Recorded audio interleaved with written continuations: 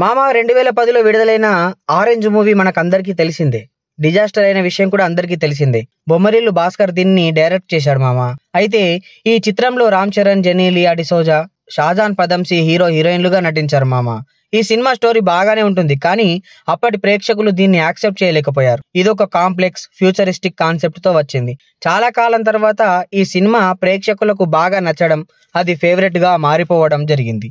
Critics కూడా ఈ movie ఈ కాలంలో వచ్చి ఉంటే బ్లాక్ బస్టర్ హిట్ అయి ఉండేదని అభిప్రాయపడ్డారు మామ.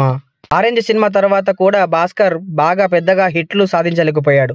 2021లో వచ్చినటువంటి మోస్ట్ ఎలిజిబుల్ బ్యాచిలర్ ఒక సినిమాతో ఓ మోస్తారు హిట్ మాత్రం సాధించాడు.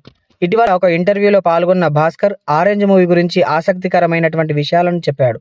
ఆయన మాట్లాడుతూ, నాకు ఈ సినిమాని మరో స్టైల్లో నెరేషన్ చేయాలనిపించింది, కానీ ఆ నెరేషన్ చాలా బోల్డ్గా ఉంటుంది. ఆల్రెడీ ఈ సినిమా కోసం ఒక కాంప్లెక్స్ సబ్జెక్ట్ తీసుకున్నాము.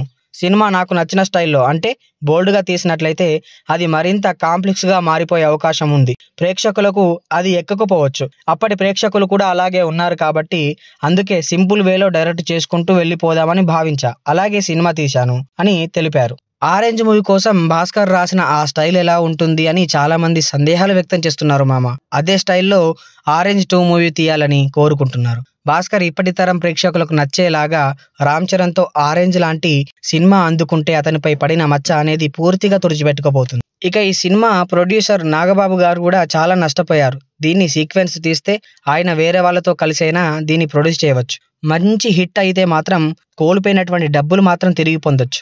ప్రస్తుతం భాస్కర్ జాక్ అనే సినిమాను మన టిల్లుతో తీస్తున్న విషయం అందరికీ తెలిసిందే. ఈ వీడియో మీకు నచ్చినట్లయితే లైక్ చేయండి, షేర్ చేయండి, సబ్స్క్రైబ్ చేయండి.